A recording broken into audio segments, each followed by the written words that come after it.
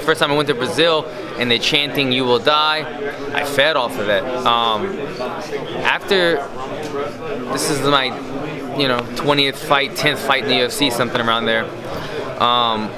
I moved on from that. I don't need it. I know when to flip the switch, turn it on, turn it off. And then dealing with somebody like Mike Perry, it's one thing if I'm going to tell the press I'm going to finish Gunnar Nelson. That's confidence. Yeah.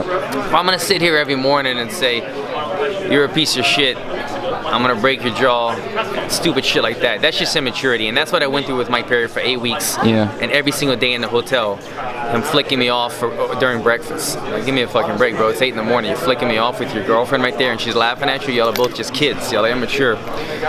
So after going through that, I don't need it, man. I don't need it. I like the fight against Gunnar right now. Look, I'm gonna get all type of personalities throughout my career, but I'm happy going from the loudest mouth, the most disrespectful person I've ever went against a Mike Perry to now going to a very respectful, quiet guy like Gunnar. It allowed me no distractions. There's no emotional changes in my personality right now because I'm completely focused on what I need to do in the fight. I'm not mad at him or I'm thinking I need to punch Gunnar in the face for certain reasons. I'm just thinking I'm just going to tactically try to pick him apart and stick to the game plan.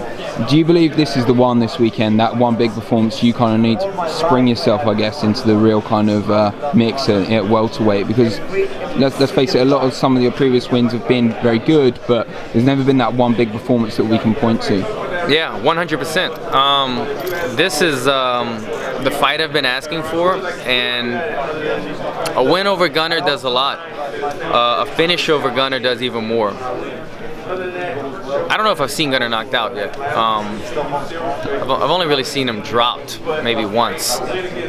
I've dropped my last 3 opponents 8 times. I drop people. I put people on the ground, on the mat, canvas. They get up. Sometimes they don't.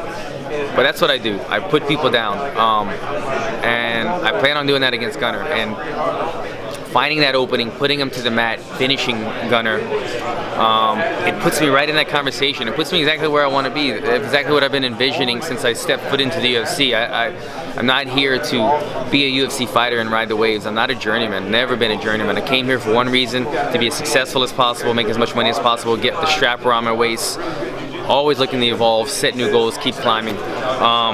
Finishing Gunnar puts me right in the conversation of title contenders, guys up there. It's new blood coming into the welterweight division right now. I'm right on the outskirts of being a win over Gunnar puts me right on the outskirts of those guys that are in that conversation. Yeah. Maybe there's still another fight or two before that, but you get in that conversation by putting guys like Gunnar away. Given that, what's the perfect ending, I guess, for you on Saturday night? Like, if you could imagine, or get a victory in one way, what would it be? Obviously a finish, man. The victory is the most important thing, but I always set the bar higher. I don't want to say I want to make him 500 grand this year. I say I want to make millions this year. And I'm not going to say I want to have a decision win against Gunnar. I want to knock Gunnar out. That's the perfect victory. That's the reality of it, man. Wins are wins, but Demian Maia isn't getting thrown millions of dollars and title belts at his way because people want to see knockouts. And this isn't a diss at Damian. I'm just saying you have to win with style points, and you have to give the people what they want to see, whether you like it or not, or whether true mixed martial arts fans like it or not. People want to see exciting fights. People want to see people getting knocked out, put away. They want to see blood. They want to see war. And that's one thing that I'm able to offer.